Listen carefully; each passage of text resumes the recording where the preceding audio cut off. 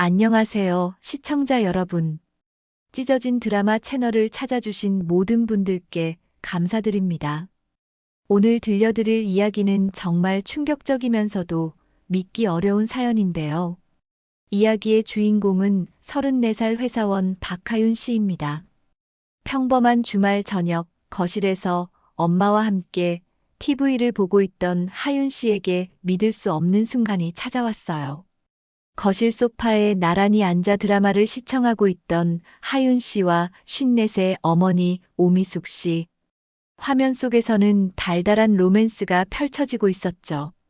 그런데 갑자기 어머니가 이상한 반응을 보이기 시작했어요. 우웩하는 소리에 옆을 돌아보니 미숙 씨가 갑자기 손으로 입을 틀어막으며 헛구역질을 하기 시작한 거예요.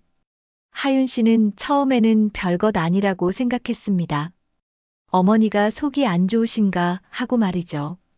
그런데 순간 하윤 씨의 머릿속에 최근 며칠간의 기억들이 섬광처럼 스쳐 지나갔어요. 어머니가 평소 즐겨 드시던 김치찌개를 며칠 전부터 못 드시겠다고 하셨던 것. 냄새만 맡아도 속이 메스꺼린다며 고개를 젓던 모습들이요. 설마, 이 믿을 수 없는 생각이 하윤 씨의 뇌리를 스쳐 지나갔습니다. 혹시 어머니가 임신하신 건 아닐까? 입덧 증상과 너무나 비슷했거든요. 이런 말도 안 되는 상상을 하고 있는 자신이 우스웠어요. 어머니는 올해 54이시고 아버지는 벌써 3년 전에 하늘나라로 떠나셨는데 말이죠. 어떻게 임신이 가능하겠어요? 그런데 이상했어요.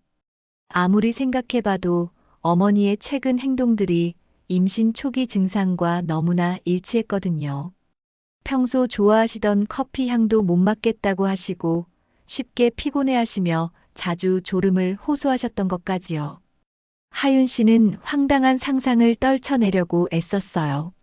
어머니가 다른 남자를 만나신다는 건 상상조차 할 수 없었거든요. 그런 일은 절대 없을 거라고, 자신이 너무 예민하게 반응하는 거라고 스스로를 다독였죠. 그런데 순간 뭔가 서늘한 기운을 느낀 하윤 씨가 고개를 돌려 옆을 바라봤어요. 평소와 다름없이 소파에 앉아 있어야 할 남편의 모습을 확인하려고 했는데요. 그 순간 하윤 씨가 본 광경은 정말 충격적이었습니다. 남편 최강민 씨가 얼굴이 백지장처럼 새하얗게 질린 채로 식은땀을 줄줄 흘리고 있었거든요. 마치 세상에서 가장 무서운 것을 본 사람처럼 말이에요. 아니, 이게 대체 무슨 일이야? 하윤 씨는 순간 머릿속이 하얘졌어요. 어머니의 임신 가능성이라는 터무니없는 상상을 하던 자신도 당황스러웠는데 남편의 이런 반응은 도대체 뭘 의미하는 걸까요? 강민 씨의 공포에 질린 표정과 식은땀, 그리고 어머니의 기묘한 증상들이 하윤 씨의 머릿속에서 섬뜩한 퍼즐처럼 맞춰지기 시작했어요. 설마 이 모든 것들이 끔찍한 우연의 일치일까요? 거실의 시간이 멈춘 것 같았어요. TV에서는 여전히 달콤한 드라마가 흘러나오고 있었지만 하윤 씨에게는 전혀 들리지 않았습니다. 오직 어머니의 거친 헛구역질 소리와 남편의 가쁜 숨소리만이 귓가에 섬뜩하게 맴돌았어요. 사연 시작하기 전에 무료인 구독과 좋아요 꼭 한 번만 부탁드립니다. 여러분 모두의 앞날에 행복이 가득하길 기원합니다. 3년 전 하윤 씨는 정말 평범한 직장인이었습니다. 서울 강남에 있는 중견 회사에서 격리 업무를 담당하고 있었고요. 매일 오전 9시에 출근해서 오후 6시에 퇴근하는 규칙적인 생활을 하고 있었어요. 성격도 차분하고 꼼꼼해서 직장 동료들 사이에서도 신뢰받는 편이었죠. 남편 강민 씨와는 대학교 동창이었어요. 같은 과에서 만났고 3년간의 연애 끝에 결혼했습니다. 벌써 5년 차 부부였죠. 강민 씨는 IT 회사에서 개발자로 일하고 있었고 평소에 말수가 적지만 성실하고 착한 남편이라고 하윤 씨는 굳게 믿고 있었어요. 둘 다 외동이었기 때문에 결혼 후에는 각자의 부모님을 번갈아 가며 안부를 여쭙는 게 일상이었습니다. 하윤 씨의 부모님은 경기도 수원에서 작은 상가를 운영하며 살고 계셨고, 강민 씨의 부모님은 부산에 계셔서 명절 때나 뵐 수 있었죠. 그런데 3년 전 하윤 씨의 인생이 송두리째 바뀌는 일이 일어났어요. 아버지가 갑작스럽게 심근경색으로 돌아가신 거예요. 그것도 아무런 예고 없이 말이죠. 그날도 평범한 화요일이었어요. 하윤 씨가 회사에서 업무를 처리하고 있는데 어머니에게서 다급한 전화가 왔습니다. 하윤아, 빨리 와. 아빠가 쓰러지셨어. 수화기 너머로 들려오는 어머니의 울음소리는 지금 생각해도 가슴이 찢어지는 듯 아파요. 하윤 씨는 급하게 회사에 조퇴를 내고 병원으로 달려갔지만 이미 아버지는 의식을 잃은 상태였어요. 의료진이 최선을 다했지만 결국 그날 밤 아버지는 영원히 눈을 감으셨습니다. 장례를 치르는 동안 하윤 씨보다 더 힘들어한 건 어머니 미숙 씨였어요. 49이라는 나이에 갑자기 홀로 남게 된 충격이 너무 컸던 거죠. 30년간 함께해 온 남편을 하루아침에 잃었으니 그 절망감이 오죽했을까요? 장례 후 어머니는 심각한 우울증에 빠져들었어요. 하루 종일 방에만 틀어박혀 계시고 밥도 제대로 드시지 않으셨죠.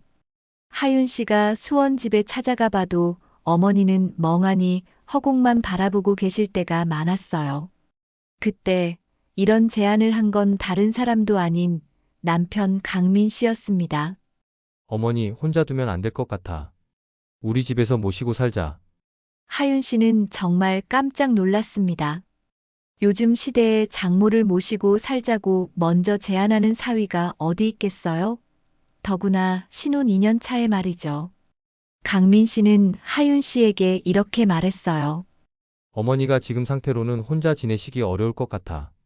나도 부모님을 일찍 여인 경험이 있어서 혼자 남겨진 어머니의 마음을 조금은 알 것 같아. 당신이 매일 수원까지 오가며 걱정하는 모습을 보니 내 마음이 더 아파. 하윤 씨는 남편의 이런 마음씨에 정말 깊이 감동받았습니다. 세상에 이렇게 착한 남편이 또 어디 있을까 싶었거든요. 친정 어머니를 모시고 살자고 먼저 제안하다니 정말 기특하고 고마웠어요. 물론 처음에는 고민도 많았어요. 신혼부부가 시어머니도 아닌 장모와 함께 산다는 게 쉬운 일은 아니잖아요. 하윤 씨 자신도 어머니와 함께 살면서 부부만의 시간이 줄어들까봐 걱정됐고요.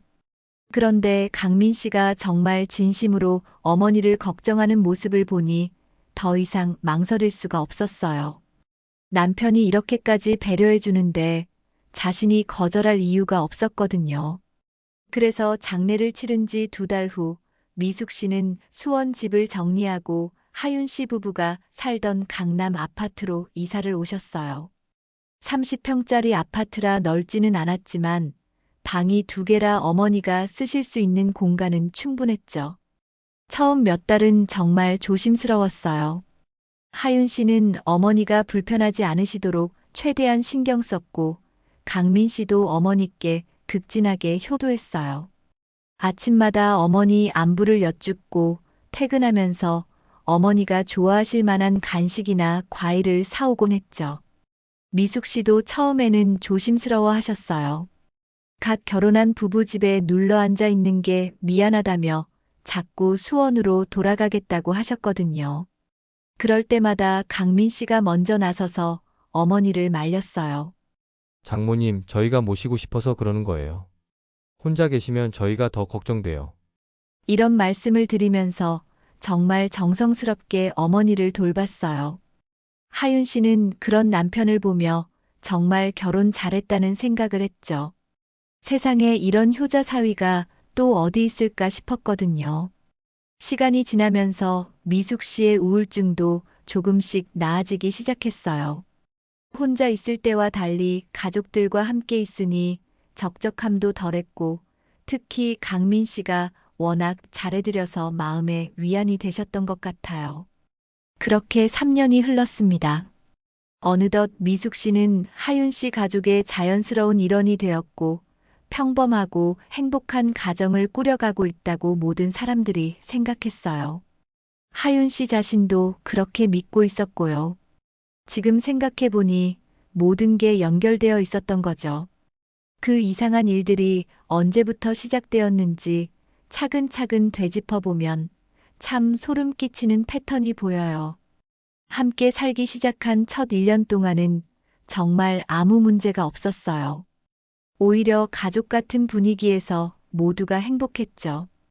강민 씨는 여전히 미숙 씨께 극진히 효도했고 미숙 씨도 서서히 아버지를 잃은 슬픔에서 벗어나고 계셨어요. 하윤 씨는 그런 모습들을 보며 정말 좋은 선택을 했다고 생각했습니다.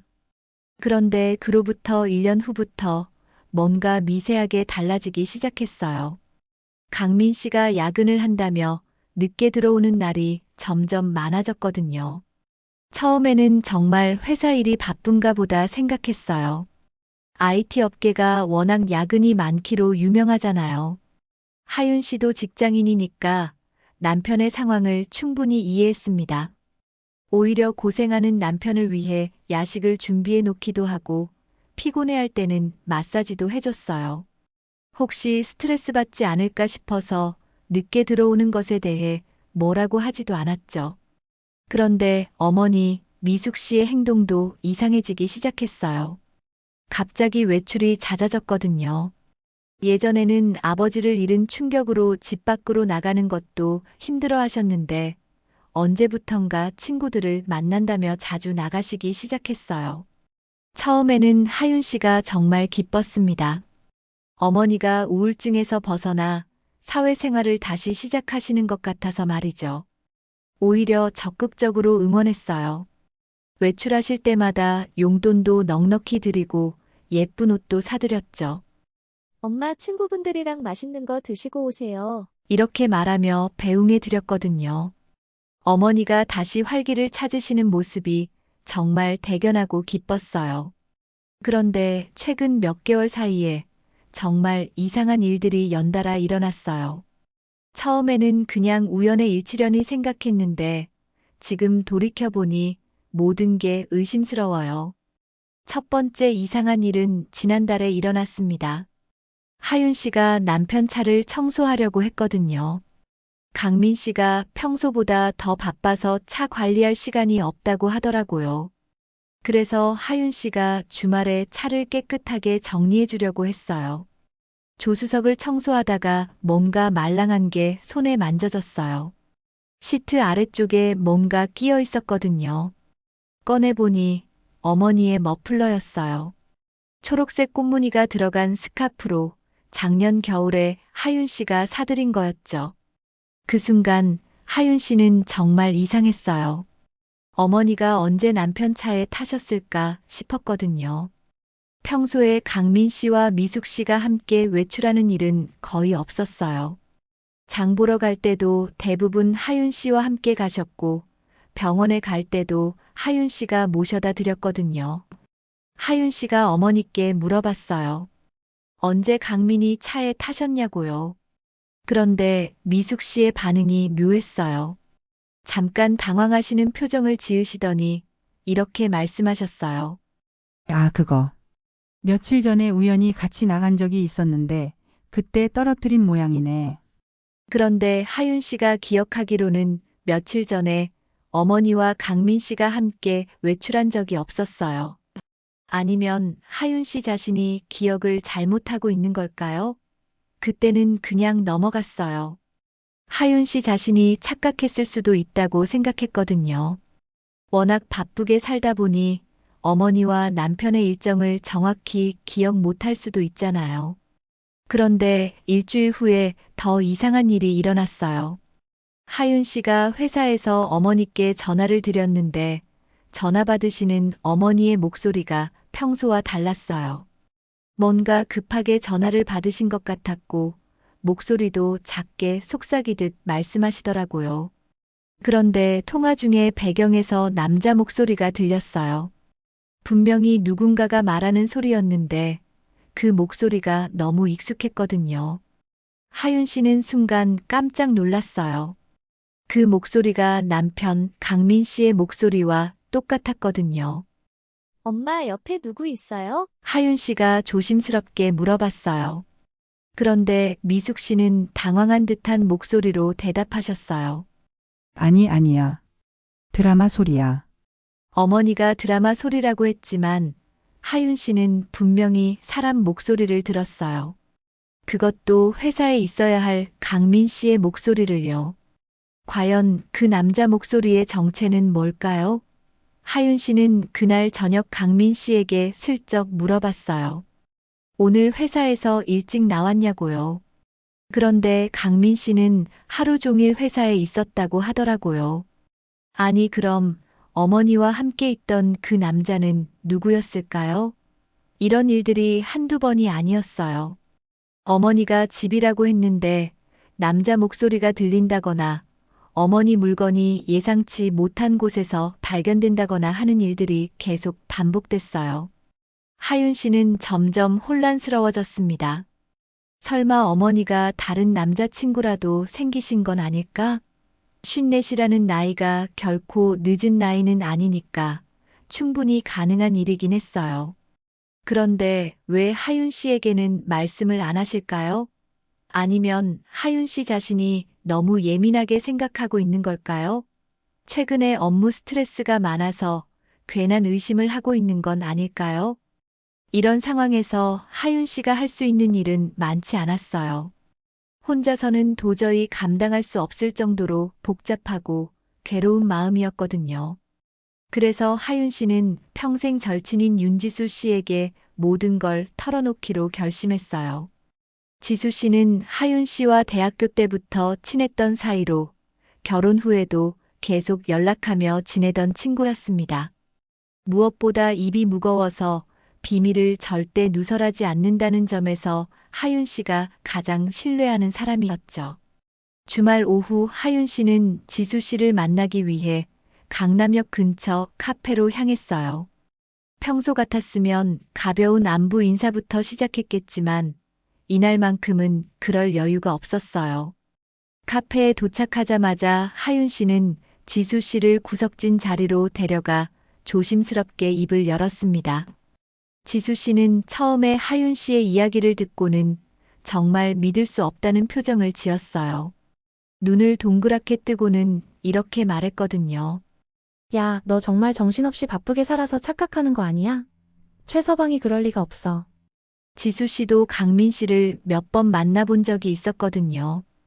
결혼식 때도 그렇고 가끔 부부 모임에서도 만났는데 항상 조용하고 성실한 모습만 보여줬었어요.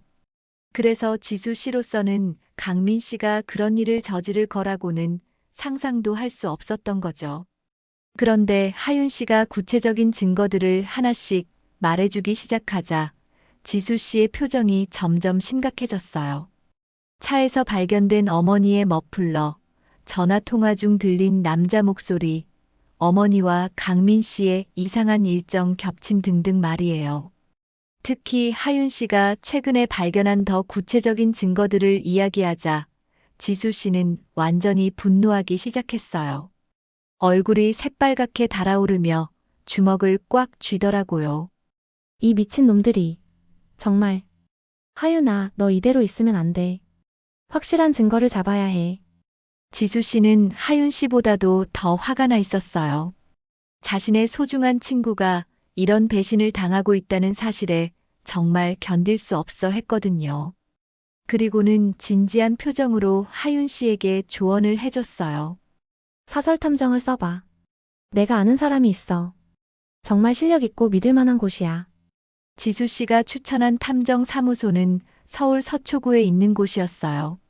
지수 씨의 지인이 남편 외도 때문에 이용해 본 적이 있는데 정말 확실한 증거를 잡아줘서 재판에서 승소했다고 하더라고요. 하윤 씨는 카페에서 지수 씨와 헤어진 후 집으로 돌아갔지만 마음이 정말 복잡했어요. 사설 탐정까지 써가며 남편과 어머니를 조사한다는 게 과연 옳은 일일까 싶었거든요. 혹시 자신이 너무 의심 많은 사람이 되어가는 건 아닐까 하는 생각도 들었고요.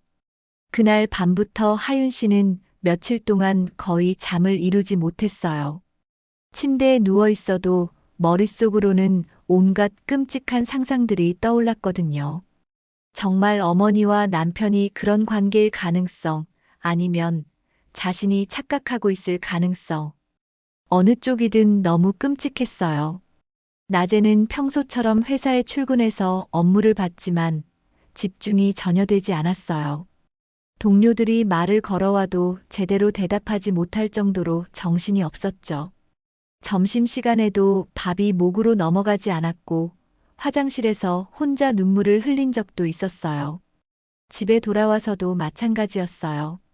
어머니와 남편을 보는 게 너무 어색하고 괴로웠거든요. 평소처럼 자연스럽게 대화하려고 애썼지만 목소리가 떨리는 걸 감출 수가 없었어요. 혹시 들킬까봐 더 조심스러워졌고요. 강민 씨와 미숙 씨는 하윤 씨의 분위기를 눈치채지 못하는 것 같았어요. 아니면 일부러 모르는 척하고 있는 걸까요? 어느 쪽이든 하윤 씨에게는 고통스러운 시간들이었어요. 3일 밤을 뜬 눈으로 지새운 후 하윤 씨는 마침내 결심을 굳혔어요. 이대로 계속 의심만 하면서 지옥같이 살 수는 없었거든요. 진실이 무엇이든 확실히 알아야 했어요. 그래야 앞으로 어떻게 살아갈지 결정할 수 있을 테니까요. 목요일 점심시간 하윤 씨는 회사 화장실에서 조용히 탐정사무소에 전화를 걸었어요. 손이 떨려서 번호를 누르는 것도 쉽지 않았지만 용기를 내어 통화 버튼을 눌렀습니다. 전화를 받은 건 중년 남성의 목소리였어요. 차분하고 신뢰감이 느껴지는 톤이었죠. 하윤 씨가 상황을 간단히 설명하자 상대방은 이해한다는 듯이 상담 약속을 잡자고 했어요. 그날 저녁 퇴근 후 하윤 씨는 탐정 사무소를 직접 찾아갔어요. 생각했던 것보다 깔끔하고 전문적인 분위기의 사무실이었어요. 탐정은 50대 초반의 중년 남성으로 경찰 출신이라고 자신을 소개했습니다. 상담 과정에서 하윤 씨는 지금까지 발견한 모든 증거들을 세세하게 설명했어요. 탐정은 진지하게 들으면서 중간중간 질문도 했고 메모도 꼼꼼히 했어요. 그리고는 조사 방법과 예상 기간, 그리고 비용에 대해 설명해 줬어요. 솔직히 비용은 하윤 씨가 예상했던 것보다 훨씬 비쌌어요. 2주 정도의 조사 기간에 200만 원 정도가 든다고 하더라고요. 하윤 씨로서는 적지 않은 돈이었지만 진실을 알기 위해서는 감수해야 할 비용이라고 생각했어요. 탐정은 주로 미행과 촬영을 통해 증거를 수집한다고 했어요. 그리고 가능하다면 음성 녹음도 시도해 볼 수 있다고 했죠. 다만 불법적인 방법은 절대 사용하지 않으며 법정에서 증거로 사용할 수 있는 자료만 수집한다고 간주했어요. 하윤 씨는 잠깐 망설였어요. 정말 이 길로 가는 게 맞는 걸까 싶었거든요. 한번 시작하면 돌이킬 수 없을 텐데 과연 그 결과를 감당할 수 있을까 하는 두려움이 있었어요. 그런데 탐정이 마지막에 한 말이 하윤 씨의 마음을 굳혔어요. 진실을 아는 것이 고통스러울 수는 있습니다. 하지만 모르고 사는 것보다는 낫습니다. 그래야 올바른 선택을 할 수 있으니까요. 하윤 씨는 마침내 계약서에 서명했어요. 떨리는 손으로 사인을 하면서 이제 정말 돌이킬 수 없는 길에 들어선다는 생각이 들었어요. 과연 이 조사를 통해 어떤 진실이 드러날까요? 하윤 씨 자신도 그 결과가 두려웠지만 더 이상 불안에 떨며 살 수는 없었어요. 탐정과 계약을 맺은 후 하윤 씨는 정말 초조한 시간을 보내야 했습니다. 2주일 정도 기다려야 한다고 했는데 그 시간이 정말 지옥처럼 길게 느껴졌거든요. 평소처럼 회사에 출근하고 집에서 어머니, 남편과 함께 지내면서도 마음 한편으로는 계속 조사 결과를 기다리고 있었어요. 혹시 탐정에게서 연락이 올까봐 핸드폰을 수시로 확인했고 진동이라도 울리면 심장이 덜컥 내려앉곤 했죠. 그런데 이상하게도 계약을 맺은 후부터는 강민 씨와 미숙 씨의 행동이 더욱 의심스럽게 보이기 시작했어요. 평소 같았으면 그냥 넘어갔을 법한 작은 일들도 모두 수상하게 느껴졌거든요. 예를 들어 강민 씨가 핸드폰을 볼 때 화면을 하윤 씨 쪽으로 돌리지 않고 몸을 살짝 틀어서 보는 모습이라든지, 미숙 씨가 전화를 받을 때 목소리를 작게 하거나 다른 방으로 가서 통화하는 모습 같은 거 말이에요. 정말 신경이 곤두서 있었던 상태라 모든 게 의심스러웠어요. 하윤 씨 자신도 이런 자신이 싫었지만 어쩔 수 없었거든요. 일단 진실을 알기 전까지는 마음의 평화를 찾을 수 없었어요. 탐정과 계약을 맺은 지 사흘째 되는 날, 드디어 연락이 왔습니다. 금요일 오후 4시쯤이었는데 하윤 씨가 회사에서 업무를 처리하고 있을 때 핸드폰이 울렸어요. 발신자를 확인해 보니 탐정 사무소 번호였죠. 하윤 씨는 급하게 화장실로 가서 전화를 받았어요. 탐정의 목소리는 평소와 다름없이 차분했지만 뭔가 중요한 소식이 있다는 느낌이 들었어요. 오늘 중요한 장면을 포착했습니다. 사무실로 오실 수 있나요? 그 말을 듣는 순간 하윤 씨의 심장이 쿵쾅거리기 시작했어요. 드디어 결정적인 증거를 잡은 모양이었거든요. 하윤 씨는 떨리는 목소리로 퇴근 후에 방문하겠다고 답했어요. 그날 오후 시간이 정말 가지 않았어요. 시계를 봐도 바늘이 움직이지 않는 것 같았고 업무에도 전혀 집중할 수 없었죠. 동료들이 뭔가 이상하다는 표정으로 하윤 씨를 쳐다봤지만 신경 쓸 여유가 없었어요. 퇴근 시간이 되자마자 하윤 씨는 탐정 사무소로 달려갔어요. 지하철을 타고 가는 동안에도 마음이 진정되지 않았어요. 과연 어떤 증거를 보게 될까? 그리고 그 증거가 자신의 의심을 확인해 줄까? 아니면 기우였다는 걸 증명해 줄까? 하는 생각들이 머릿속을 헤집어 놓았거든요. 탐정 사무소에 도착했을 때 탐정은 이미 준비를 마친 상태였어요. 책상 위에는 노트북과 몇 장의 사진들이 놓여 있었죠. 하윤 씨가 자리에 앉자 탐정이 진지한 표정으로 입을 열었어요. 먼저 말씀드릴 게 있습니다. 보시게 될 내용이 충격적일 수 있으니 마음의 준비를 하시기 바랍니다. 그리고는 첫 번째 사진을 하윤 씨 앞으로 밀어줬어요. 하윤 씨가 그 사진을 보는 순간 정말 숨이 멎는 것 같았습니다. 사진 속에는 강민 씨와 미숙 씨가 함께 걸어가는 모습이 찍혀 있었거든요. 장소는 하윤 씨가 전혀 예상하지 못했던 곳이었어요. 강남에서 꽤 떨어진 지역의 모텔 골목이었거든요. 두 사람은 나란히 걸으며 모텔 입구로 향하고 있었고, 강민 씨가 미숙 씨의 팔을 살짝 감싸고 있는 모습까지 선명하게 포착되어 있었어요. 탐정이 두 번째 사진을 보여줬어요. 이번에는 두 사람이 모텔 로비에서 체크인하는 장면이었어요. 강민 씨가 프런트에서 무언가 말하고 있고, 미숙 씨는 옆에서 어색한 표정으로 서 있는 모습이었죠. 그리고 세 번째 사진.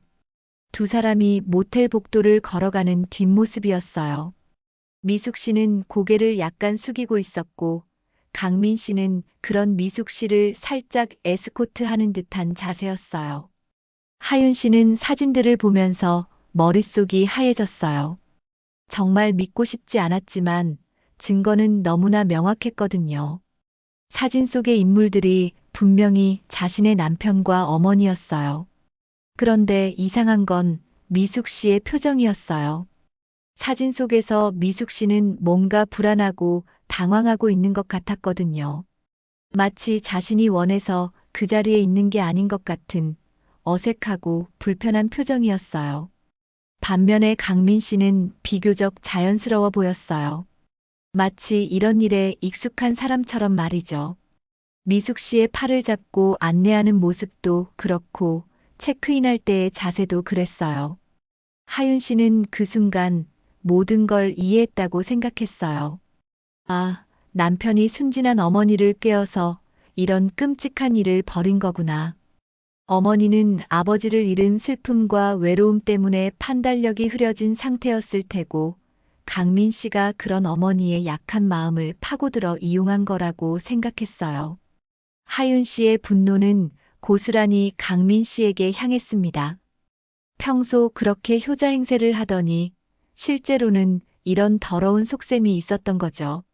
어머니가 우울증으로 힘들어하실 때 함께 살자고 제안한 것도, 그 이후로 극진히 잘해드린 것도 모두 이런 추악한 목적이 있었던 거구나 싶었어요. 이 더러운 놈이 우리 엄마를 꼬드긴 거였어. 하윤 씨는 속으로 강민 씨를 저주했어요. 자신이 그렇게 믿고 사랑했던 남편이 이런 짐승 같은 일을 저지르다니 정말 믿을 수가 없었거든요. 그동안 효자 사위 행세를 하며 자신과 주변 사람들을 모두 완벽하게 속였던 거죠. 미숙 씨에 대해서는 분노보다는 안타까움이 더 컸어요. 아버지를 잃은 슬픔으로 정신적으로 약해져 있던 어머니가 사위의 간악한 꾀임에 넘어간 거라고 생각했거든요. 물론 잘못된 일이긴 하지만 어머니는 어찌 보면 피해자나 다름없다고 여겼어요. 탐정이 추가로 설명해 줬어요. 모텔에 확인해 보니 이런 만남이 한두 번이 아니었다고, 지난 몇 달 동안 정기적으로 만나고 있었다고 했어요. 주로 하윤 씨가 회사에 있는 시간대를 이용해서 말이죠. 그 말을 듣는 순간 하윤 씨는 정말 절망적이었습니다. 자신이 열심히 일하고 있는 동안 집에서는 이런 배신이 벌어지고 있었다니 얼마나 바보 같았던 걸까요? 그동안 강민 씨의 야근이 많아졌다고 걱정해주고 미숙 씨가 친구들과 만난다며 용돈까지 챙겨주었던 자신이 정말 한심했어요. 하윤 씨는 사진들을 다시 한번 자세히 들여다봤어요. 분명히 자신의 남편이고 어머니가 맞았어요. 더 이상 부정할 수도 다른 해석을 할 수도 없는 명백한 증거였거든요. 그날 밤 하윤 씨는 집에 돌아가서도 아무 말을 하지 못했어요. 강민 씨와 미숙 씨를 보는 것만으로도 속이 뒤틀렸지만 아직 어떻게 대처할지 정하지 못한 상태였거든요. 일단은 더 많은 증거를 모아야겠다고 생각했어요. 탐정도 추가 조사를 제안했었거든요. 사진만으로도 충분하지만 법적 대응을 위해서는 더 확실한 증거들이 필요하다고 했어요. 하윤 씨는 그 제안을 받아들이기로 했습니다. 이제 하윤 씨에게는 중요한 결정을 내려야 할 시간이 다가오고 있었어요. 집에서 하루 이틀 더 고민해 본 하윤 씨는 결국 법적인 대응을 하기로 마음을 굳혔습니다. 이런 배신을 당하고도 가만히 있을 수는 없었거든요. 월요일 점심시간 하윤 씨는 인터넷으로 검색해둔 변호사 사무소에 전화를 걸었어요.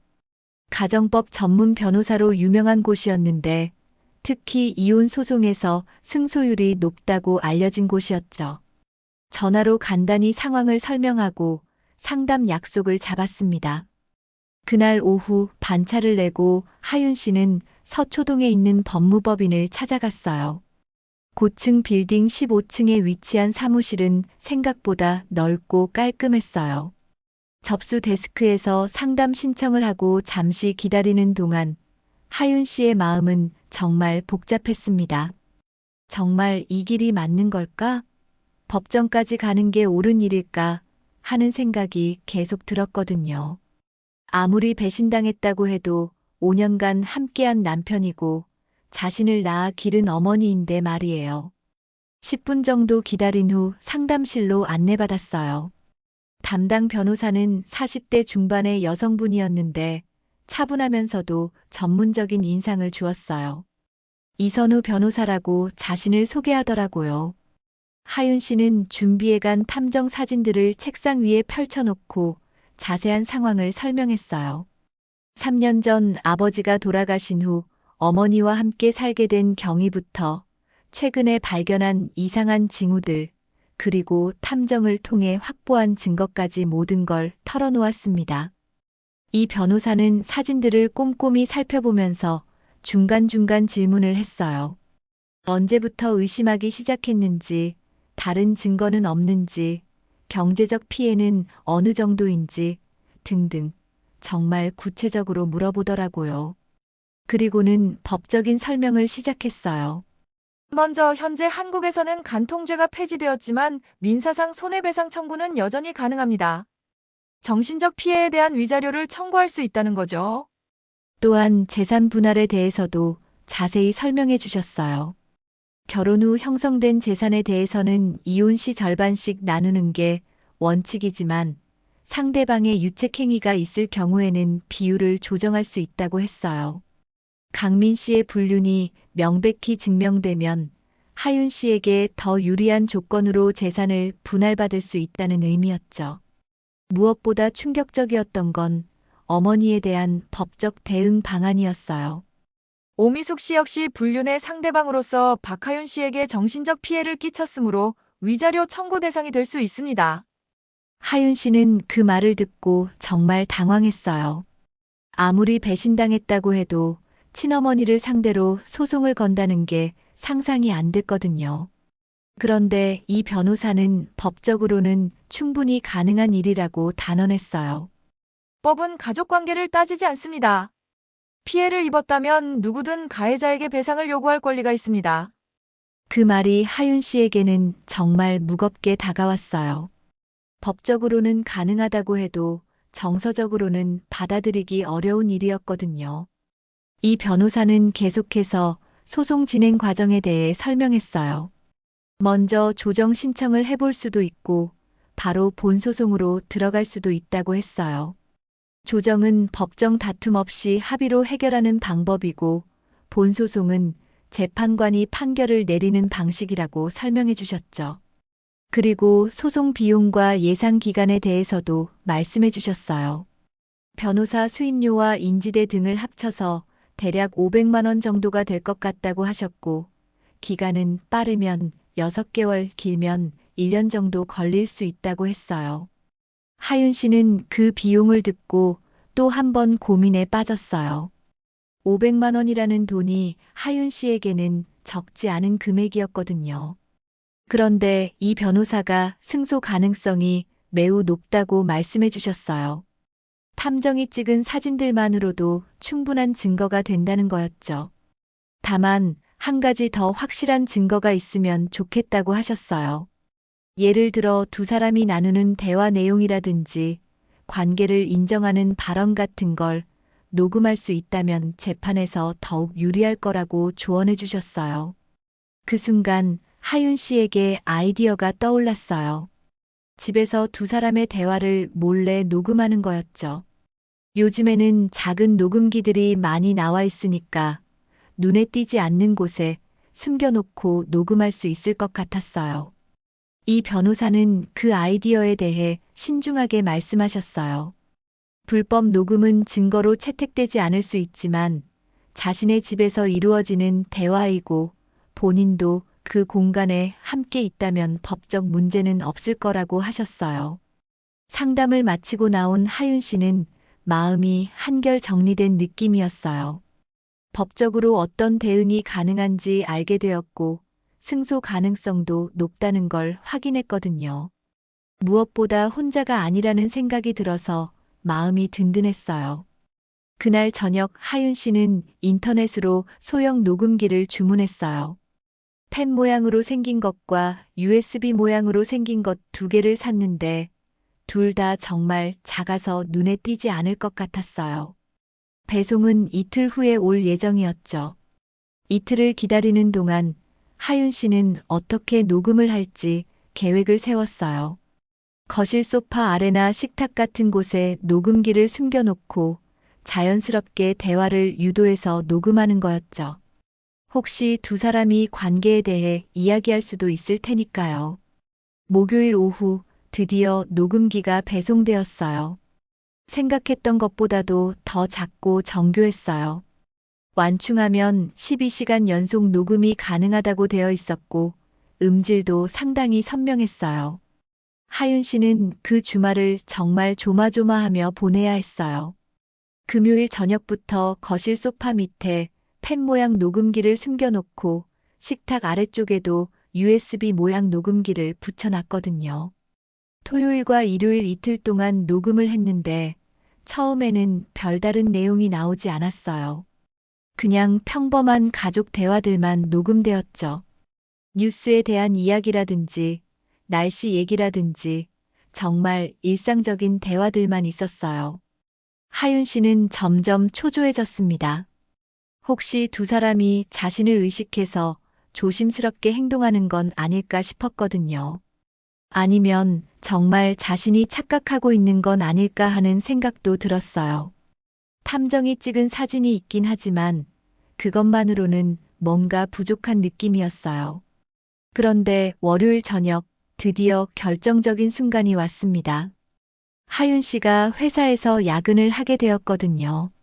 갑작스럽게 급한 업무가 생겨서 집에 늦는다고 연락을 드렸어요.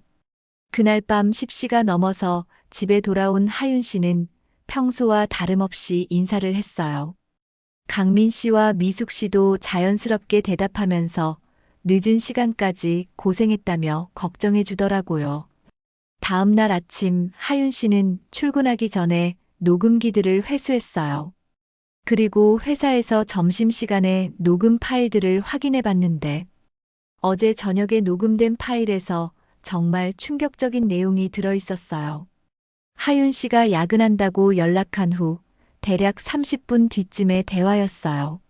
아마 두 사람이 하윤 씨가 늦는다는 걸 확인하고 나서 안심하고 이야기한 모양이었죠. 처음에는 미숙 씨의 목소리가 들렸어요. 걱정 마. 하윤이한테는 내가 다른 남자의 아이를 가졌다고 할 테니까. 그 말을 듣는 순간 하윤 씨는 귀를 의심했어요. 어머니가 뭐라고 하신 거죠? 다른 남자의 아이라니 그게 무슨 뜻인가요? 그런데 더 충격적인 건 그 다음에 들린 강민 씨의 대답이었어요. 장모님, 그게 무슨 말씀이세요? 제발 우리 아이 포기해요. 그 순간 하윤 씨는 모든 것을 이해했어요. 어머니가 임신을 했고 아이의 아버지가 바로 강민 씨라는 것을요. 그리고 미숙 씨가 하윤 씨에게는 다른 남자의 아이라고 거짓말을 하려고 한다는 것까지요. 하윤 씨는 그 자리에서 머릿속이 하얘졌어요. 지금까지 자신이 알고 있던 모든 것이 완전히 뒤바뀌는 순간이었거든요. 강민 씨가 미숙 씨를 꿰어낸 가해자라고 생각했는데 사실은 미숙 씨가 이 모든 일을 주도하고 있었던 거죠. 녹음은 거기서 끝나지 않았어요. 두 사람의 대화가 계속 이어졌거든요. 미숙 씨가 이렇게 말하는 소리가 들렸어요. 하윤이는 워낙 순진해서 내가 아무 얘기나 해도 믿을 거야. 나이 든 여자가 외로워서 실수했다고 하면 되지. 그 말을 듣는 순간 하윤 씨는 정말 분노가 치밀어 올랐어요. 어머니가 자신을 그렇게 바보로 보고 있었다니, 그렇게 계획적으로 속이려고 했다니 믿을 수가 없었어요. 강민 씨의 목소리도 다시 들렸어요. 장모님, 그래도 이건 너무 잘못된 일이에요. 하윤이가 알면 어떻게 해요? 그런데 미숙 씨의 대답은 더욱 충격적이었어요. 하윤이는 알 필요 없어. 우리만 조심하면 돼. 그리고 이 아이는 정말 포기할 수 없어. 내 나이가 몇인데 마지막 기회일지도 모르잖아. 하윤 씨는 그 대화를 듣고 정말 절망스러웠어요. 어머니가 이렇게까지 이기적이고 계산적인 사람이었다니, 지금까지 자신이 믿고 살았던 모든 게 거짓이었던 거죠.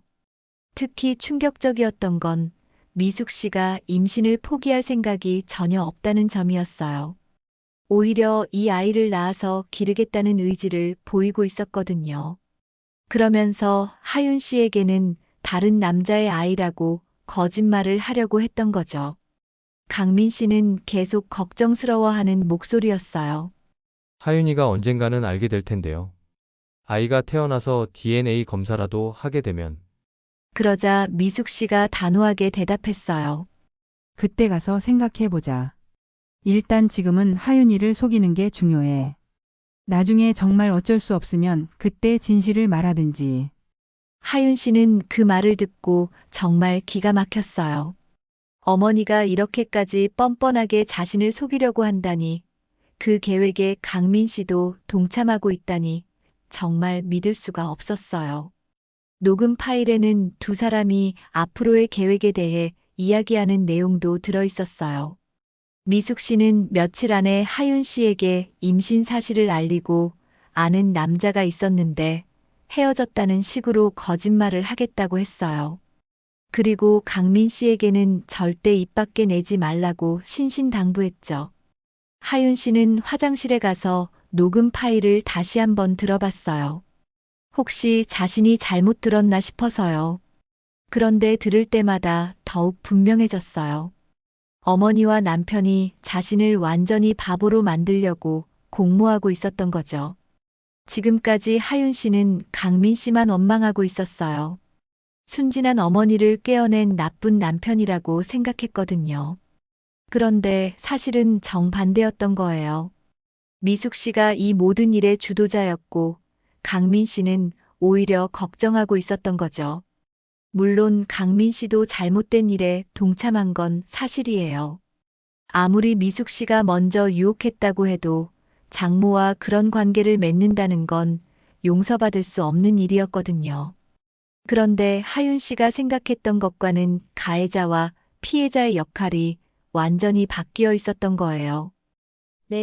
내가 뭘 믿고 살았던 거지? 하윤 씨는 그렇게 중얼거리며 허탈해했어요. 자신이 그렇게 사랑하고 믿었던 어머니가 이런 사람이었다니 정말 세상이 무너지는 느낌이었거든요. 특히 미숙 씨가 자신을 순진하다고 말하며 쉽게 속일 수 있을 거라고 한 말이 가장 큰 상처가 됐어요. 어머니가 자신을 그렇게 우습게 보고 있었다니 그동안 효도한다고 열심히 했던 모든 일들이 바보 같게 느껴졌어요.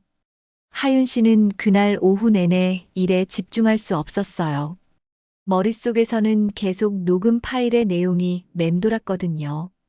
어머니의 뻔뻔한 목소리와 강민 씨의 걱정스러운 목소리가 귓가에서 떠나지 않았어요. 퇴근길에 하윤 씨는 정말 집에 돌아가기 싫었어요. 어머니와 강민 씨의 얼굴을 보면 어떤 표정을 지어야 할지 모르겠더라고요. 그렇다고 당장 문제를 제기하기에는 아직 준비가 부족했어요. 더 확실한 계획을 세워야 했거든요. 그런데 집에 도착하니 미숙 씨가 평소보다 밝은 표정으로 하윤 씨를 맞이했어요. 아마 곧 자신의 계획을 실행에 옮길 생각에 들떠 있는 모양이었어요. 하윤 씨는 그런 어머니를 보며 정말 소름이 돋았습니다. 앞으로 어떻게 대처해야 할까요? 이제 하윤 씨에게는 정말 어려운 선택이 남아 있었어요. 그날 밤 하윤 씨는 거의 잠을 이루지 못했습니다.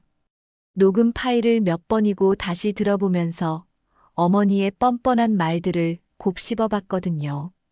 다음 날 아침 하윤 씨는 결심을 굳혔어요. 더 이상 이런 상황을 방치할 수는 없었거든요. 회사에 병가를 내고 이선우 변호사를 다시 찾아가기로 했습니다. 전날 밤 녹음 파일을 USB에 복사해 놓았어요. 이제 정말 확실한 증거들이 모두 갖춰진 상태였죠. 오전 10시 하윤 씨는 다시 서초동 법무법인을 찾았어요. 이 변호사는 하윤 씨가 갑작스럽게 찾아온 걸 보고 뭔가 중요한 일이 생겼다는 걸 직감한 듯 했어요. 상담실에 들어가자마자 하윤 씨는 USB를 꺼내며 말했어요.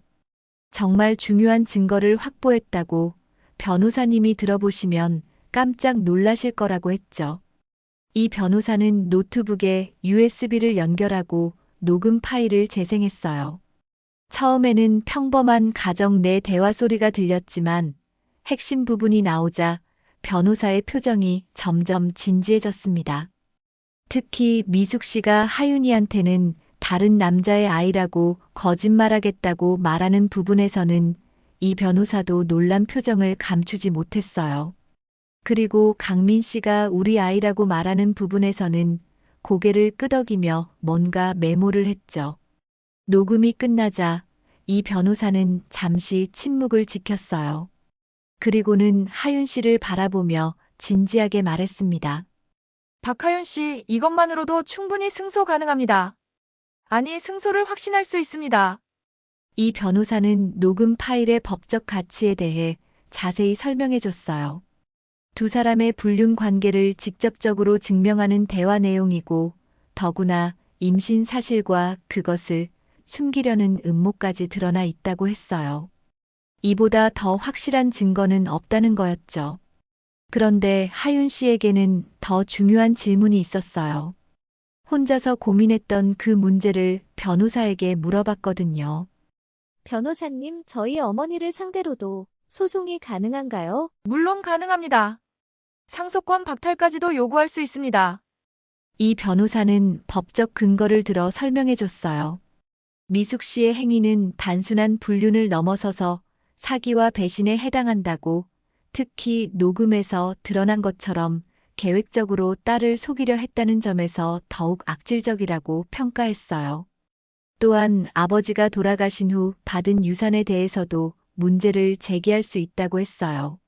미숙 씨가 상속받은 재산을 불륜 관계 유지에 사용했다면 이는 상속 취지에 어긋나는 행위라는 거였죠. 하윤 씨는 그 말을 듣고 정말 복잡한 마음이었어요. 법적으로는 가능하다고 해도 정서적으로는 여전히 받아들이기 어려웠거든요. 아무리 배신당했다고 해도 자신을 낳아 기른 어머니를 법정에 세운다는 게 쉬운 일은 아니었어요.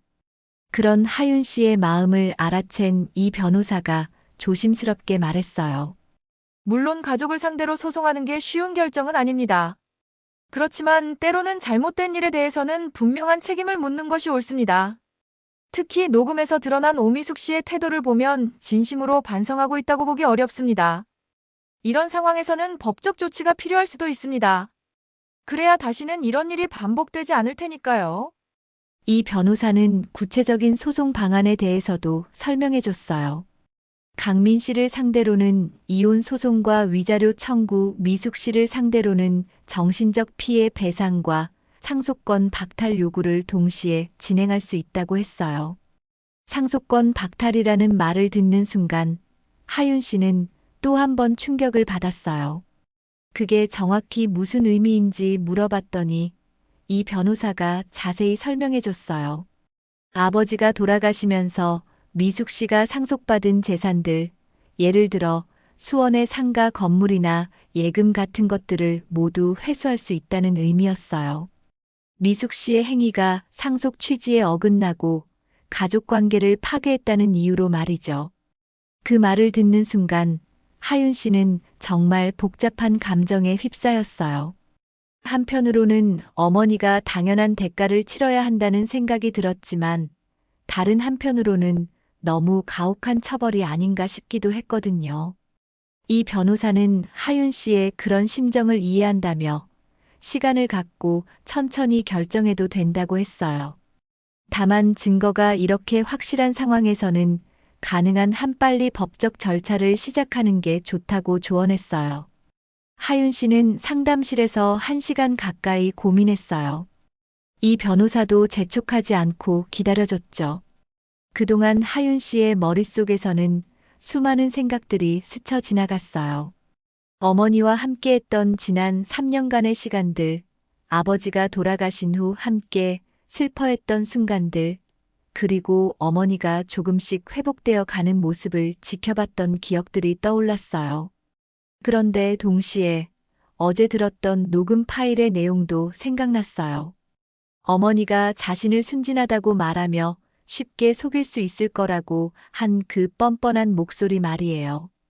그 순간 하윤 씨는 마음을 정했어요. 더 이상 이런 상황을 방치할 수는 없었거든요. 어머니든 남편이든 잘못한 일에 대해서는 분명한 책임을 져야 한다고 생각했어요.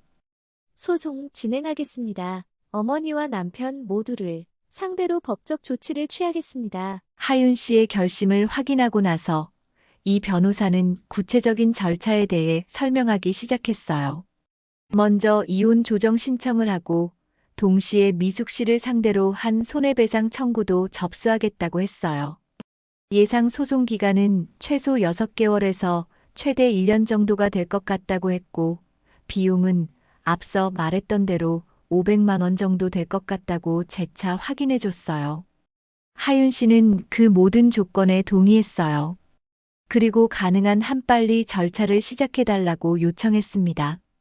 더 이상 이런 상황을 지켜보고만 있을 수는 없었거든요. 이 변호사는 일주일 안에 모든 서류를 준비해서 법원에 접수하겠다고 약속했어요. 그리고 그때까지는 집에서 최대한 평범하게 행동하라고 조언했죠. 혹시 상대방이 눈치채면 증거를 인멸하려 할 수도 있다는 이유였어요. 법무법인을 나서는 하윤 씨의 마음은 정말 복잡했어요. 한편으로는 드디어 정의를 실현할 수 있다는 안도감이 있었지만 다른 한편으로는 가족을 해체시키는 일을 자신이 시작한다는 무거움도 느꼈거든요.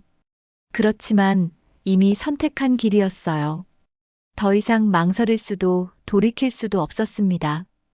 이 변호사가 약속한 대로 일주일 후 드디어 법원에 정식으로 소장이 접수되었어요.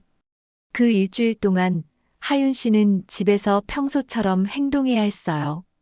어머니와 남편 앞에서 아무것도 모르는 척하면서 자연스럽게 대화하고 식사하는 게 정말 지옥 같았습니다. 특히 미숙 씨가 며칠 안에 임신 소식을 발표하겠다고 준비하고 있는 걸 보면서도 모른 척해야 했어요. 월요일 아침 이 변호사에게서 연락이 왔습니다. 모든 서류가 법원에 접수되었다고 이제 본격적인 법적 절차가 시작된다고 알려줬어요. 이혼 조정 신청과 미숙 씨를 상대로 한 손해배상 청구 그리고 상속권 박탈 요구까지 모두 한꺼번에 접수된 상태였죠. 법원에서는 우선 강민 씨와 미숙 씨에게 소장 부본을 송달할 예정이라고 했어요. 대략 이틀에서 사흘 정도면 집으로 법원 우편이 도착할 거라고 하더라고요. 그러면 그때부터 모든 게 공개되는 거였죠. 하윤 씨는 그 말을 듣고 정말 긴장됐어요. 지금까지는 혼자만 알고 있던 비밀이었는데 이제 곧 모든 게 드러날 테니까요. 강민 씨와 미숙 씨가 어떤 반응을 보일지 정말 예상할 수 없었어요. 수요일 오후 드디어 그 순간이 왔습니다. 하윤 씨가 회사에 있을 때 집으로 법원 등기 우편이 도착했거든요. 강민 씨가 먼저 받았는데 본인 앞으로 온 소장을 확인하고는 완전히 패닉 상태가 되었다고 해요. 그날 저녁 하윤 씨가 퇴근해서 집에 들어서는 순간 분위기가 완전히 달라져 있었어요. 거실에는 강민 씨와 미숙 씨가 심각한 표정으로 앉아 있었고 탁자 위에는 법원에서 온 서류들이 펼쳐져 있었죠. 하윤 씨가 들어가자 강민 씨가 떨리는 목소리로 말했어요. 하윤아, 이게 도대체 무슨 일이야? 왜 갑자기 이혼 소송을? 하윤 씨는 차분하게 대답했어요. 그동안 준비해 온 말들이었거든요. 두 사람 관계 나 다 알고 있어. 더 이상 속일 생각하지 마. 그 순간 미숙 씨의 얼굴이 새하얘졌어요. 자신들의 관계가 완전히 노출되었다는 걸 깨달은 거죠. 그런데 미숙 씨의 반응은 하윤 씨가 예상했던 것과 달랐어요. 미숙 씨는 울음을 터뜨리며 하윤 씨에게 매달렸어요. 자신이 잘못했다고 용서해달라고 빌었거든요. 그런데 그 말들 속에는 진정한 반성보다는 들킨 것에 대한 당황스러움이 더 많이 느껴졌어요. 특히 미숙 씨가 계속 변명하는 모습을 보면서 하윤 씨는 더욱 확신을 갖게 되었어요. 외로워서 실수했다는 둥, 나이가 들어서 판단력이 흐려졌다는 둥, 온갖 핑계를 댔거든요. 그런데 가장 기가 막혔던 건 미숙 씨가 마지막에 한 말이었어요. 하윤아. 그래도 내가 어미를 법정에 세우는 건 너무하지 않니? 그 말을 듣는 순간 하윤 씨는 정말 어이가 없었어요. 자신이 저지른 일은 생각하지 않고 오히려 하윤 씨를 원망하는 투였거든요. 마치 자신이 피해자인 것처럼 말하는 모습에 하윤 씨는 더욱 분노했어요. 강민 씨는 그나마 상황을 인정하는 듯 했어요. 고개를 숙이고 자신이 잘못했다고 인정했거든요. 그런데 그것도 진심이라기보다는 법적인 문제가 생겼으니까 어쩔 수 없이 인정하는 것 같았어요. 그날 밤은 정말 혼란스러웠어요. 미숙 씨는 계속 울면서 하윤 씨에게 소송을 취하해달라고 빌었고, 강민 씨는 조용히 있으면서 어쩔 줄 몰라 하고 있었어요. 하윤 씨는 단호하게 말했어요. 이미 결정된 일이라고 더 이상 되돌릴 생각은 없다고 했죠. 그러자 미숙 씨가 갑자기 화를 내기 시작했어요. 내가 이렇게까지 할 거면 나도 가만히 있지 않겠어. 내가 너를 어떻게 키웠는데. 그런 어머니의 모습을 보면서 하윤 씨는 정말 실망했어요. 끝까지 자신의 잘못을 인정하지 않고 오히려 하윤 씨를 탓하는 모습에 더 이상 정이 떨어졌거든요. 이후 법적 절차는 빠르게 진행되었어요. 조정 기일이 잡혔고 양측 변호사들 간의 협의도 시작되었죠. 강민 씨와 미숙 씨도 각각 변호사를 선임했는데 비용 때문에 고생하는 모습이었어요. 첫 번째 조정 기일에서 하윤 씨는 정말 충격을 받았어요. 미숙 씨가 법정에서 보인 모습 때문이었거든요. 어머니는 여전히 자신이 피해자인 양 행동했어요. 재판관이 사실관계를 확인하려고 하자 미숙 씨는 눈물을 흘리며 말했어요. 저는 남편을 잃고 외로워서 실수를 했을 뿐입니다. 그런데 딸이 너무 가혹하게 대합니다. 가족끼리 이렇게 법정에서 다투는 게 옳은 일입니까? 그런 어머니의 모습을 보며 하윤 씨는 정말 기가 막혔어요. 녹음 파일에서 들었던 그 뻔뻔한 목소리는 온데간데 없었고 마치 자신이 억울한 피해자인 것처럼 연기하고 있었거든요. 재판관도 처음에는 미숙 씨의 말에 어느 정도 동정적인 반응을 보였어요. 아무래도 나이 든 여성이 눈물을 흘리며 호소하니까 그럴 수밖에 없었을 거예요. 그런데 이 변호사가 녹음 파일을 재생하자 분위기가 완전히 바뀌었어요. 미숙 씨가 하윤 씨를 속이려고 계획을 세우는 내용이 고스란히 드러났거든요. 특히 하윤 씨를 순진하다고 말하며 쉽게 속일 수 있을 거라고 한 부분에서는 재판관의 표정도 굳어졌어요. 재생이 끝나자 법정 안은 정말 조용해졌어요. 미숙 씨는 더 이상 할 말이 없다는 듯 고개를 푹 숙이고 있었고 강민 씨도 부끄러운 듯 얼굴을 들지 못했어요. 그런데 조정이 끝나고 나서 법정 밖에서 미숙 씨가 하윤 씨에게 다시 한번 화를 냈어요. 주변에 사람들이 있는데도 큰 소리로 말하더라고요. 딸이 어미를 법정에 세우다니. 이런 폐륜이 어디 있어. 그 모습을 본 사람들이 수군거리기 시작했어요. 무슨 일인지 궁금해하며 하윤 씨 모녀를 쳐다보는 시선들이 정말 부담스러웠어요. 하윤 씨는 그런 시선들 때문에 마음의 상처를 받았지만 그래도 포기할 생각은 없었어요. 오히려 어머니가 끝까지 이런 식으로 나온다면 더욱 단호하게 대응해야겠다고 다짐했습니다. 정의를 위해서는 끝까지 싸워야 한다고 생각했거든요. 첫 번째 조정은 결렬되었어요. 미숙 씨와 강민 씨 측에서 하윤 씨의 요구 조건을 받아들이지 않았기 때문이었죠. 결국 본격적인 재판으로 가게 되었습니다.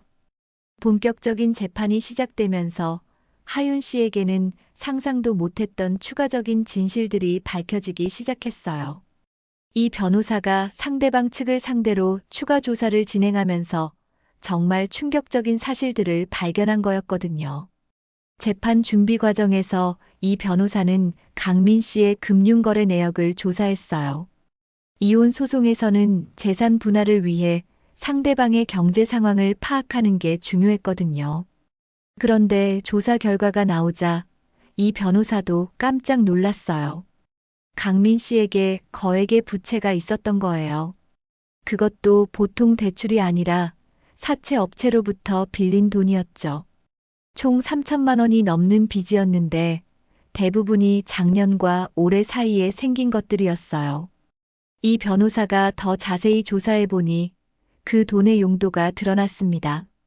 강민 씨가 온라인 도박에 빠져 있었던 거예요. 인터넷 카지노와 스포츠 베팅에서 엄청난 돈을 잃었던 거였죠. 하윤 씨는 그 사실을 듣고 정말 기절할 뻔했어요. 남편이 도박을 한다는 건 전혀 몰랐거든요. 평소에 컴퓨터를 자주 하긴 했지만 그냥 게임이나 업무용이라고 생각했었는데 실제로는 도박을 하고 있었던 거였어요. 더 충격적인 건 그 다음이었어요. 이 변호사가 강민 씨의 인터넷 검색 기록까지 조사한 결과 정말 소름 끼치는 사실이 드러났거든요. 강민 씨가 미숙 씨와 관계를 시작하기 전부터 미숙 씨가 상속받은 재산에 대해 조사하고 있었던 거예요. 아버지가 돌아가신 후 미숙 씨가 받은 유산 목록을 인터넷으로 검색했던 기록들이 남아 있었어요. 수원의 상가 건물 시세라든지 상속세 절약 방법이라든지 심지어는 장모의 재산을 사위가 관리하는 방법까지 검색했었던 거죠. 그 자료들을 보는 순간 하윤 씨는 모든 퍼즐이 맞춰지는 걸 느꼈어요. 강민 씨가 미숙 씨와 함께 살자고 제안했던 것도 그 이후로 극진히 잘해드렸던 것도 모두 계산된 행동이었던 거였어요. 도박으로 생긴 빚을 갚기 위해 미숙 씨의 재산을 노리고 접근했던 거죠. 하윤 씨는 그동안 남편이 정말 효자라고 생각했는데 사실은 돈 때문에 그런 행동을 했던 거였어요. 이 변호사는 미숙 씨에 대해서도 추가 조사를 했어요. 미숙 씨의 지인들과 동네 사람들을 인터뷰한 결과 정말 놀라운 사실들이 드러났거든요. 미숙 씨가 평소에 하윤 씨에 대해 어떻게 말하고 다녔는지가 밝혀진 거예요. 동네 부인들에게는 하윤 씨가 결혼 후에 자신을 소홀히 대한다고 불평을 했었다고 해요. 친정에 자주 오지 않는다든지 용돈을 충분히 주지 않는다든지 하는 이야기들을 했었다고 하더군요. 더 충격적인 건 미숙 씨가 하윤 씨를 질투하고 있었다는 사실이었어요. 지인들의 증언에 따르면 미숙 씨는 평소에 하윤 씨가 자신보다 젊고 예뻐서 부럽다는 말을 자주 했었다고 해요. 특히 강민 씨가 하윤 씨에게만 잘해준다며 서운해했었다고 하더라고요. 한 지인은 이런 증언까지 했어요. 미숙 씨가 몇 달 전에 이런 말을 했었다고요. 나도 젊은 남자한테 인기가 있는지 확인해보고 싶어. 그 말을 들었을 때는 그냥 농담인 줄 알았다고 하는데 지금 생각해보니 정말 의미심장한 발언이었던 거죠. 또 다른 지인은 미숙 씨가 최근에 갑자기 화장품이나 옷에 신경을 많이 쓰기 시작했다고 증언했어요. 예전에는 아버지가 돌아가신 충격으로 외모에 전혀 신경 쓰지 않았는데 언젠가부터 갑자기 젊어 보이려고 노력하기 시작했다는 거였어요. 이 변호사가 이런 증언들을 종합해서 분석한 결과는 정말 소름 끼쳤어요. 강민 씨와 미숙 씨가 각자의 목적을 위해 서로를 이용했다는 거였거든요.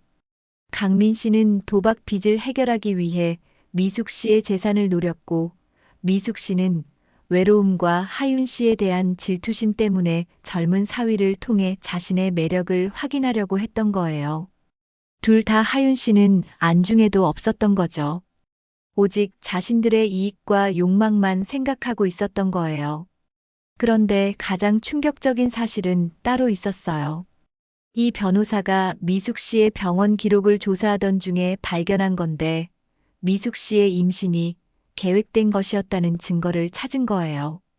미숙 씨가 임신 이전에 산부인과에서 임신 가능성에 대해 상담받은 기록이 있었거든요. 54 나이에 임신이 가능한지 어떤 준비를 해야 하는지에 대해 미리 알아봤던 거였어요.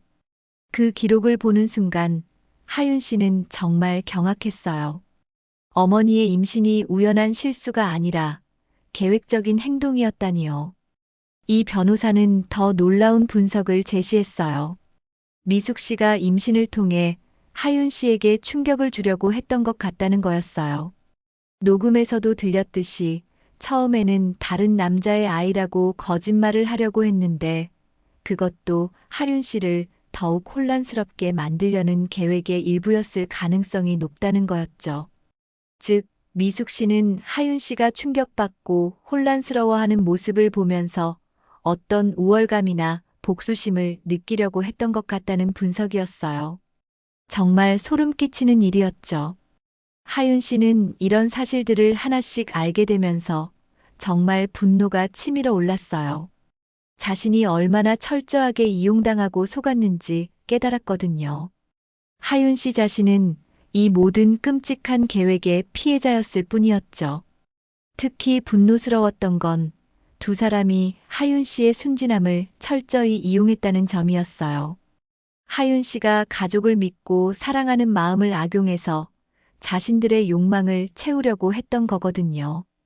재판 전 마지막 준비 회의에서 이 변호사가 말했어요. 이런 증거들이면 승소는 확실하다고, 상대방이 어떤 변명을 해도 소용없을 거라고 했어요. 압도적인 증거들 앞에서 두 사람은 제대로 반박할 수도 없었어요. 특히 강민 씨의 도박 기록과 미숙 씨 재산 조사 내역이 공개되자 법정 분위기가 완전히 하윤 씨에게 유리하게 돌아갔어요. 재판관도 이런 치밀한 계획과 배신에 대해 상당히 부정적인 반응을 보였거든요.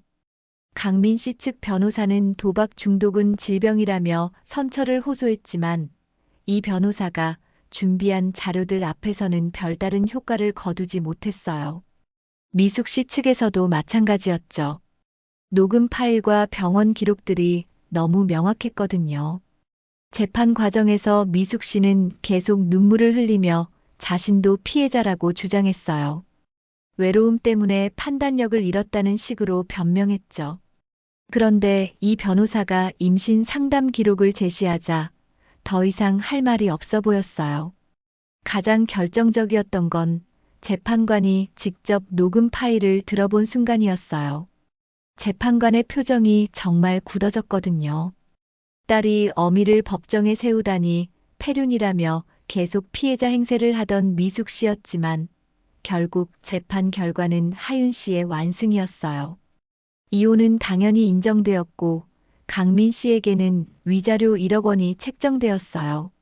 일반적인 불륜 위자료보다 훨씬 큰 금액이었는데 재판관이 도박과 계획적 접근, 그리고 장모와의 관계라는 특수성을 모두 고려한 결과였죠. 미숙 씨에게도 정신적 피해 배상금 5천만 원이 확정되었어요.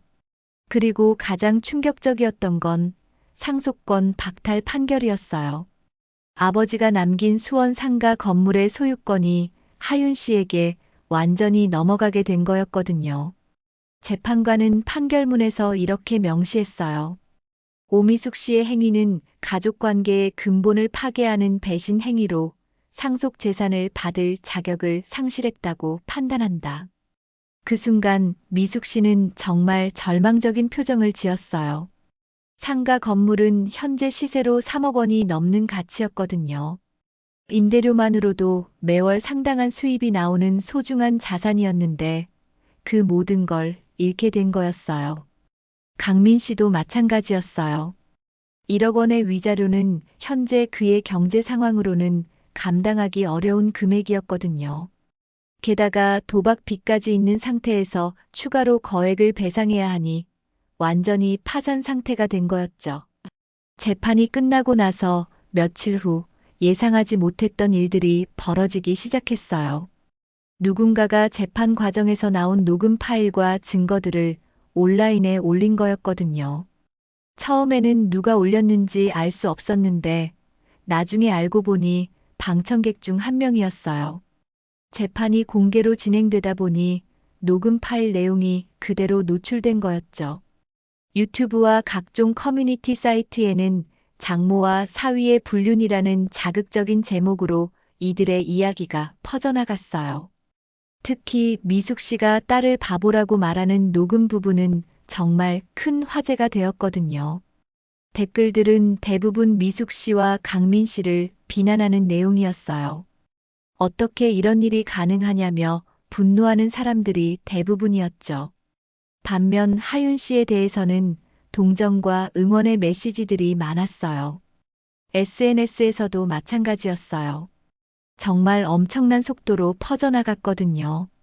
몇몇 유명한 유튜버들도 이 사건을 다루면서 미숙 씨와 강민 씨를 강하게 비판했어요.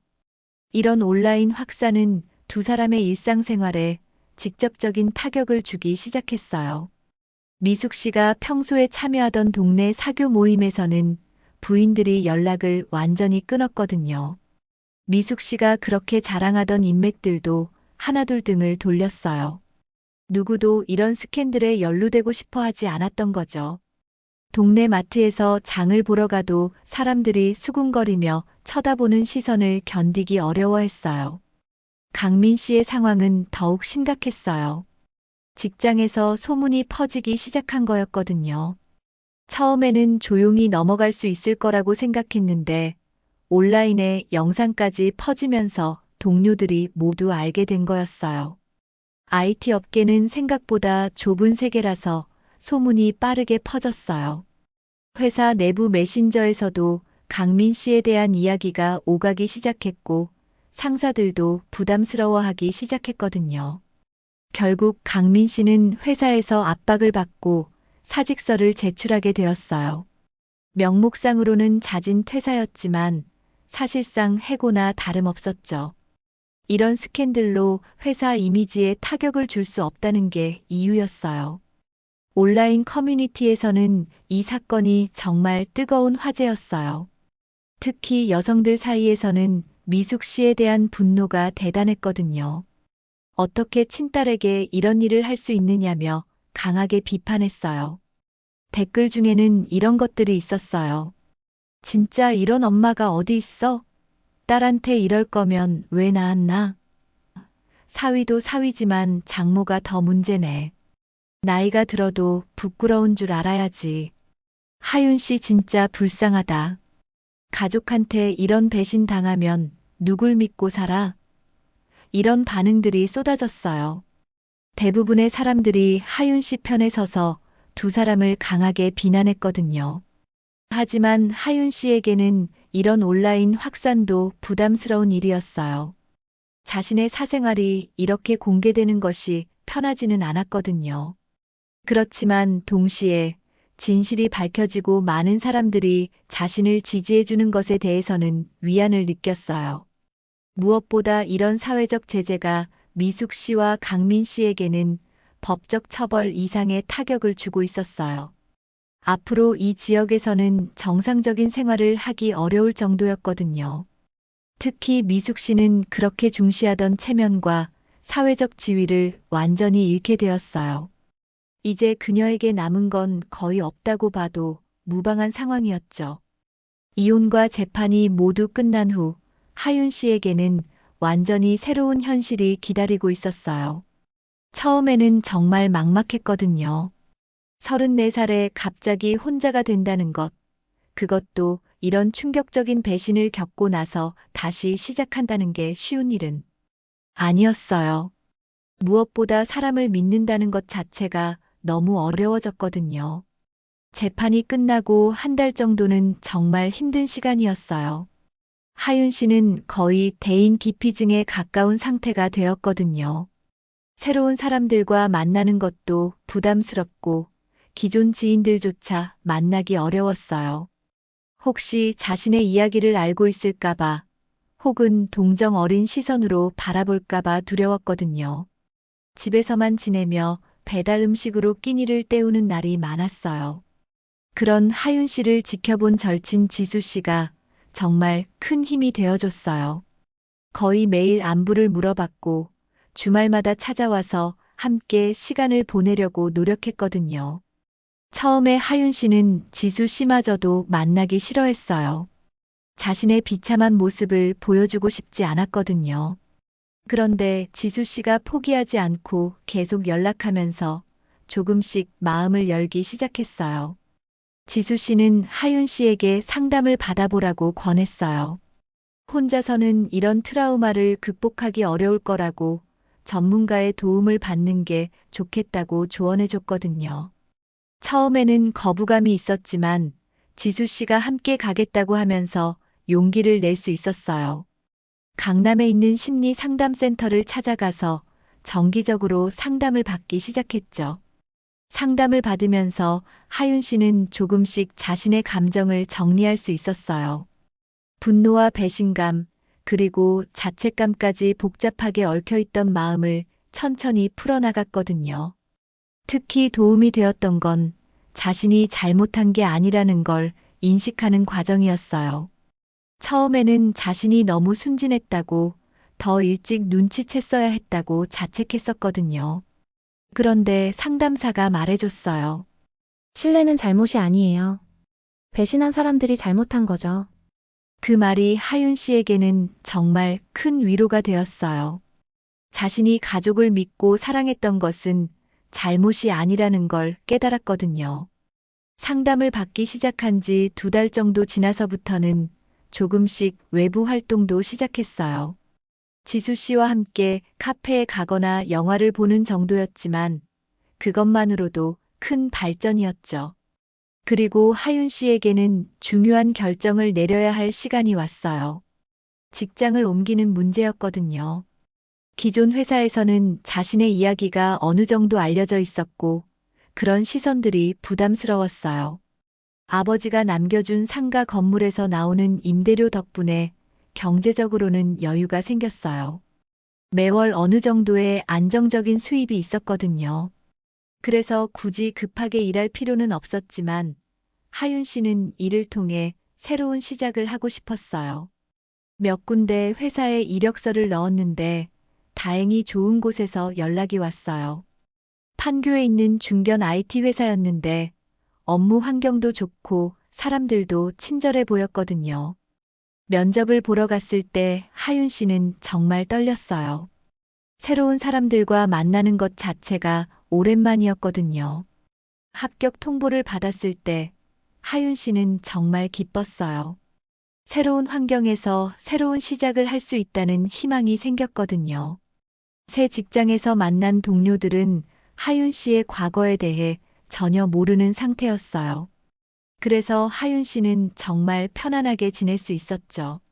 처음에는 조심스럽게 거리를 두고 지냈지만 시간이 지나면서 동료들의 진심 어린 관심과 배려를 느낄 수 있었어요. 특히 같은 팀의 백은주 과장님이 하윤 씨를 많이 도와줬어요. 38살의 여성 직장인으로 하윤 씨보다 경험이 많았거든요. 업무적으로도 많은 도움을 줬지만 개인적으로도 좋은 조언을 해줬어요.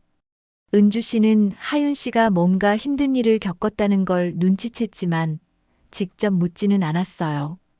대신 자연스럽게 관심을 보여주고 배려해줬거든요. 그런 마음씨가 하윤 씨에게는 정말 고마웠어요. 새 직장에서 일한 지 반년쯤 지났을 때 하윤 씨는 자신이 많이 달라졌다는 걸 느꼈어요. 예전처럼 무조건 사람을 믿지는 않게 되었지만 그렇다고 모든 사람을 의심하지도 않게 되었거든요. 진심으로 자신을 아껴주는 사람들이 분명히 존재한다는 걸 깨달았어요. 지수 씨나 은주 씨처럼 조건 없이 관심을 보여주고 도움을 주는 사람들 말이에요. 경제적으로도 완전히 독립적이 되었어요. 상가 건물 임대료와 새 직장 급여를 합하면 웬만한 남성 직장인보다도 수입이 많았거든요. 더 이상 누구에게 의존할 필요가 없었어요. 하윤 씨는 강남에 있는 새 아파트로 이사를 했어요. 28평 정도의 아담한 곳이었지만 혼자 살기에는 충분했죠. 인테리어도 자신의 취향대로 꾸며서 정말 만족스러웠어요. 주말에는 혼자만의 시간을 즐기게 되었어요. 요리를 배워서 맛있는 음식을 해먹기도 하고 독서나 영화 감상도 했죠. 예전에는 혼자 있으면 외로웠는데 이제는 혼자만의 시간이 소중하게 느껴졌어요. 가끔 미숙 씨나 강민 씨 생각이 날 때도 있었어요. 그럴 때마다 복잡한 감정이 들었지만 예전처럼 분노하지는 않게 되었어요. 그냥 안쓰러운 사람들이라는 생각이 들었거든요. 특히 상담을 통해 배운 건 용서가 상대방을 위한 게 아니라 자신을 위한 거라는 것이었어요. 계속 분노하고 원망하면 결국 자신만 힘들어진다는 걸 깨달았거든요. 작년 겨울 하윤 씨는 정말 의미 있는 일을 시작했어요. 자신과 비슷한 경험을 한 사람들을 돕는 온라인 커뮤니티에 참여하기 시작한 거였어요. 가족의 배신이나 이혼으로 상처받은 사람들에게 조언과 위로를 해주는 일이었죠. 처음에는 댓글로 간단한 응원 메시지만 남겼는데 점점 더 적극적으로 참여하게 되었어요. 자신의 경험을 바탕으로 실질적인 도움을 줄 수 있다는 걸 깨달았거든요. 하윤 씨의 조언을 받고 도움이 되었다는 사람들이 많았어요.